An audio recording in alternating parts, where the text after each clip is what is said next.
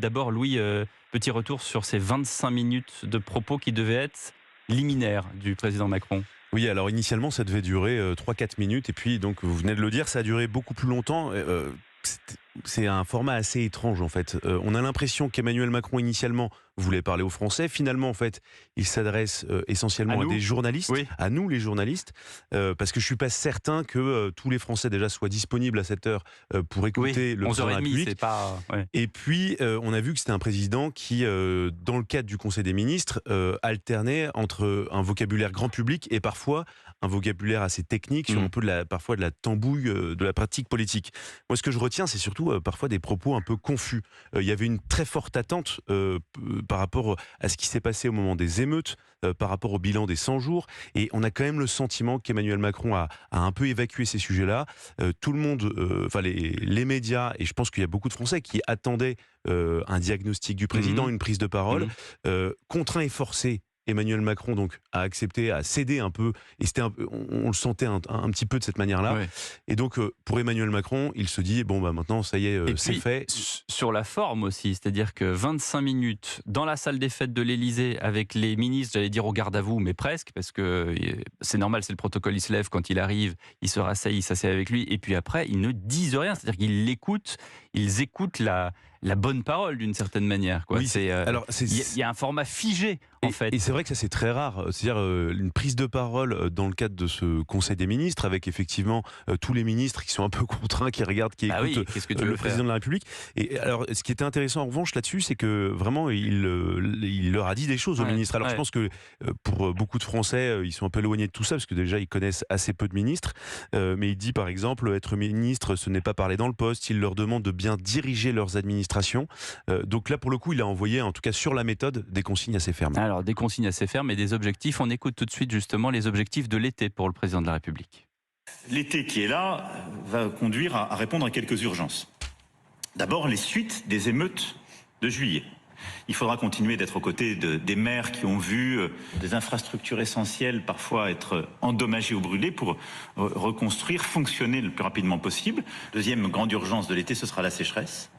Nous nous souvenons de l'été dernier qui avait été inédit à cet égard, mais il conviendra d'accompagner les territoires les plus fragilisés. Il convient aussi d'accompagner nos agriculteurs et nos maraîchers, nous le savons, méritent tout notre soutien dans l'été, en plus de la préparation d'une loi d'urgence. Troisième volet, c'est continuer à être celui du pouvoir d'achat, avec des prix de l'énergie qui monteront cet été, même s'ils montent beaucoup moins vite et moins fort que chez nos voisins. Et enfin, le quatrième sujet d'attention sera celui des urgences et de l'accès à la santé, en consolidant les mesures que nous avions prises l'été dernier et qui, je crois, étaient les bonnes, et en étant vigilants pour chaque territoire. Voilà les objectifs du président dans ces 25 minutes de propos liminaires, enfin je dis même plus liminaires. Frédéric Dabi, comment est-ce que vous avez, analysé cette première prise de parole, ce coup d'envoi du nouveau gouvernement ? Oui, je partage ce que Louis de Ragnel vient de dire. C'est vrai que la forme est bizarre, le format est complètement inédit. On connaît d'habitude le huis clos absolu et l'absence de caméra, sauf exception, dans le Conseil des ministres. C'est vrai que ça vient clore une séquence étrange où il y a eu un décalage, j'ai pas peur de le dire, entre un intérêt assez soutenu du microcosme, comme peut en parler par le passé un ancien Premier ministre, Raymond Barre, c'est-à-dire la sphère politico-médiatique, et un désintérêt des Français pour le remaniement, jamais vu dans notre baromètre IFOP fiducial pour Paris Match. C'était le dernier sujet dont les Français avaient parlé il y a une dizaine de jours, ces rumeurs de remaniement qui n'a pas impacté parce que d'une part les Français sont sur une logique de résultat, une logique d'amélioration de leur vie quotidienne, notamment sur les chantiers dont vient de parler le président, et pas une logique de casting. Et puis un remaniement pour imprimer doit clore une phase, un moment politique, par exemple une phase électorale, ou être la traduction d'un acte politique fort. Exemple, une orientation, une ouverture vers LR. Ça n'a pas été le cas. On a vu la fin de la société civile et les ministres experts, entre guillemets, sortis du gouvernement. En termes d'impact, ce sera sans doute très faible. Et comme le dit Louis, effectivement, une deuxième prise de parole, soit plus solennelle, soit dans des formats où le président s'adresserait directement aux Français, aurait peut-être plus d'impact que ce format entre chien et loup. C'est prévu d'ailleurs, il doit à nouveau s'adresser, c'est tout le paradoxe de toute cette allocution. Voilà. Pourquoi l'avoir fait? Pourquoi avoir dévoilé, défloré une partie des annonces ou des constats devant les ministres et devant les journalistes? Voilà, c'est la question qu'on peut poser. On va accueillir nos chers auditeurs. Bonjour à vous, Stéphane. Bonjour. Stéphane, 40 ans, dirigeant de société, vous nous appelez de Lille. Comment est-ce que vous avez vu les choses? Est-ce que vous avez suivi d'ailleurs cette dernière séquence du coup d'envoi du Conseil des ministres, peut-être en écoutant Europe 1 justement? Oui, j'ai un petit peu suivi, mais c'est vrai que je pense qu'aujourd'hui les Français sont dans l'attente d'autres choses qui soient vraiment concrètes. Et ce qu'on peut constater, c'est surtout, je trouve, un changement stratégique et politique. C'est vrai que beaucoup de gens de la société civile ont été sortis de ce gouvernement et qu'on a pris à la place des gens plus techniques et plus du sérail politique. Parce que c'est une profession, la politique, disait ce matin Jean-François Copé. Qu'est-ce que vous pensez justement de cet argument? Parce que il y a les deux sons de cloche, en fait. Oui, tout à fait, c'est une profession, ça on peut pas, c'est indéniable. Cependant, ce qu'il faut prendre aussi en compte, c'est que ça a été une des forces du gouvernement de M. Macron d'ouvrir ce gouvernement à des gens de la société civile afin d'acquérir des compétences extérieures et du terrain et de les associer à des compétences polytechniques justement afin d'en faire une force. Et alors, vous le regrettez? Vous le regrettez qu'il n'y ait plus? Oui, je vous coupe. Je pense que je le regrette parce qu'aujourd'hui, c'est important pour les gens du terrain. On se rend compte au quotidien qu'il y a vraiment une marge qui se creuse de plus en plus entre ce que la politique réalise et ce que le terrain souhaite sur des points sur lesquels il souhaite avancer. Et aujourd'hui, je pense qu'on a besoin de dirigeants qui accompagnent les Français et non de dirigeants qui gouvernent, en fin de compte, pour gouverner dans un sens où on va avancer à des fins politiques et à des fins de groupes et de mouvements, au lieu d'à des fins d'un pays et de le faire avancer. Voilà. C'est intéressant ce que dit Stéphane, Louis. Oui, c'est très intéressant et du coup ça permet de rebondir sur la question du cap. C'est quelque chose qui a été beaucoup reproché à Emmanuel Macron depuis sa réélection. C'est une forme d'incapacité à dire où est-ce qu'il veut emmener les Français et de quelle manière. Et ça a été tellement reproché à Emmanuel Macron qu'il à 2 ou 3 reprises à l'occasion de son allocution, il a employé le mot, il a dit d'ailleurs le cap est simple et clair, l'indépendance du pays pour consolider un modèle plus juste. Mais c'est très intéressant, voilà. Alors on comprend tout ce que ça veut dire, mais ensuite de manière très concrète, très opérationnelle. Il y a la théorie et la pratique. C'est un peu compliqué. On sait ce qui a été fait par le passé, on sait l'action qu'Emmanuel Macron a conduite depuis 1 an. Et d'ailleurs c'est pas évident de voir des saillances, de voir des choses très concrètes, mais Emmanuel Macron ne s'est pas projeté. Et c'est vrai qu'il y a beaucoup de gens, d'ailleurs, qui l'aiment ou qui ne l'aiment pas, qui attendent du président qu'il dise exactement dans quel sens il souhaite embarquer le pays. Alors, on a les 4 grands axes, les 4 grandes priorités, il les a rappelés, la réindustrialisation et le plein emploi, le progrès, et donc ça doit passer notamment par une rénovation du service public plus efficace, ensuite la planification écologique, et ensuite l'ordre. Mais tout ça est pareil, conceptuellement intéressant, abstrait, mais de manière très concrète, opérationnelle. Qu'est-ce qui va changer dans la vie des gens? Qu'est-ce qui va évoluer? Ça, pour le coup, on attend toujours. C'est ça, le paradoxe. Frédéric Dabi, votre opinion là-dessus, avant d'accueillir un autre auditeur? Oui, c'est vrai que la question du cap est quelque chose où le bât blesse chez Emmanuel Macron. Les Français lui reconnaissent une capacité à affronter, à gérer, à surmonter les crises. La période des 100 jours, ce cap que les Français ne sont pas du tout appropriés, lui a servi à retrouver des couleurs, solidifier son socle, retrouver un écho auprès des Français, une partie des Français. Ça reste un président impopulaire, mais son socle tient et il y a des Français avec lesquels la relation n'est pas envenimée. Mais c'est vrai que la question de où il emmène les Français, quel est le cap, une question qui se pose. Alors les 4 axes que Louis Dragnel vient de définir peuvent être clairement perçus par les Français, mais il faut les incarner. D'où c'est vrai que le départ des ministres de la société civile, c'est une issue. C'est une bonne chose pour rendre le gouvernement plus politique avec des personnalités qui incarnent plus. C'est forcé de constater qu'on peut être sûr que Gabriel Attal, qui sait y faire, incarnera plus l'éducation nationale que le faisait Pape Ndiaye. Mais les Français attendent des mesures concrètes au-delà de ces 4 mots d'ordre qui peuvent quand même dresser une sorte d'amorce de cap vers 2027. Frédéric nous appelle d'Arcachon, tiens. Bonjour Frédéric. Oui.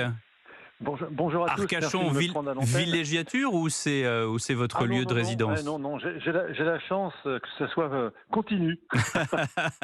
Vous avez en effet beaucoup de chance. Je suis pratiquement toujours en vacances, ce qui est vrai. Écoutez, en même temps, vous avez l'âge et vous avez travaillé de longues années, donc maintenant on a le droit de se reposer.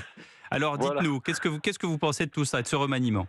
Alors écoutez, moi le remaniement, je dirais que il a essayé un petit peu de colmater un peu les brèches. En ce qui concerne Monsieur Papendiaï, l'ancien ministre, je pense que ce monsieur n'était pas trop à sa place.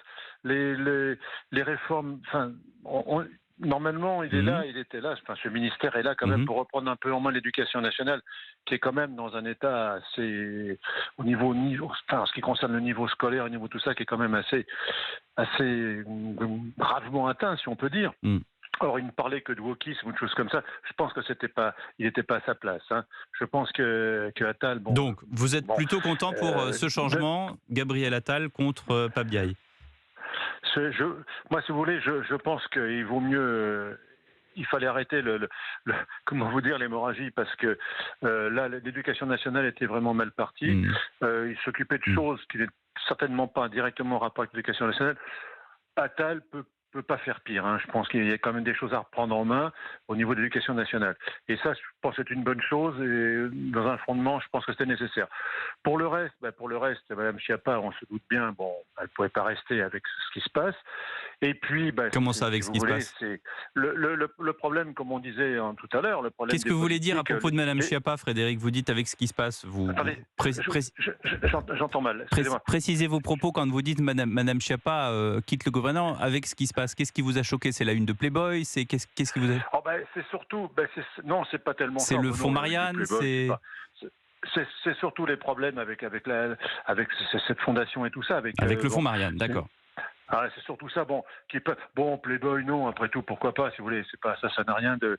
Et puis, pourquoi on voit pas aussi que les gens, issus de la société civile, comme on dit, qui ne sont pas des politicards, entre guillemets, hein, sans vouloir critiquer, on les a remplacés par des technocrates. Hein, voilà, hein. Bon, merci beaucoup, oui. On va pas changer grand-chose, mais il y a un recadrage, je pense, pour éviter...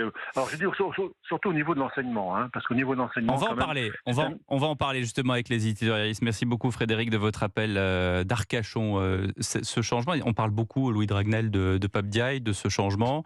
Quand il est resté combien de temps, du coup, au gouvernement, Pape Diaye? Il est resté 1 an. 1 an. Et qu'est-ce qu'il a fait? Est-ce qu'on a un bilan de l'éducation nationale sous Pape Diaye? Objectivement, il y a toujours un bilan. Enfin, ce serait... là, pour le coup, ce serait faux et de manière objective, objectivement malveillant, de dire que Pape Diaye n'a rien fait. Il y a eu notamment le lancement du baromètre sur les atteintes à la laïcité. Alors évidemment, c'est imparfait. Il lui a été reproché de ne pas demander de nommer, par exemple, les abayas, les vêtements religieux islamiques. Voilà, il y a quand même un bilan. Après, on aime, on n'aime pas. On est d'accord avec ce qu'il a mené ou pas. Mais ce qu'on note aussi quand même, c'est hier dans son discours de passation des pouvoirs, Pape Diaye a reconnu quand même qu'il n'était pas assez politique et que ça avait sans doute entravé son action. De l'autre côté, ce qui est intéressant, c'est effectivement, comme le disait notre auditeur, l'arrivée de Gabriel Attal, qui lui a une vision extrêmement claire de ce qu'il veut faire à l'éducation nationale. C'est un poste dont il rêvait depuis plusieurs années. Et moi, je sais, j'en ai parlé plusieurs fois avec lui. Et les idées sont assez claires. Hein. Lui, il a un peu décliné hier. Hein. Premier objectif, c'est de restaurer l'autorité à l'école. Au fond de son esprit, il se dit qu'il va peut-être essayer d'imposer l'uniforme obligatoire même dans les écoles publiques. Pour éviter les jalousies aussi des marques de vêtements, etc. Exactement. Hein. Enfin, si c'est parce que... En fait, quand on parle de l'uniforme, tout de suite, on dit vous êtes très rigide, vous êtes très conservateur. Pour lui, ça peut apporter une solution à une multitude de problèmes. Évidemment, il veut insister sur l'apprentissage des savoirs fondamentaux, le remplacement des professeurs qui sont absents. Pour lui, c'est vraiment un devoir d'exemplarité de l'État.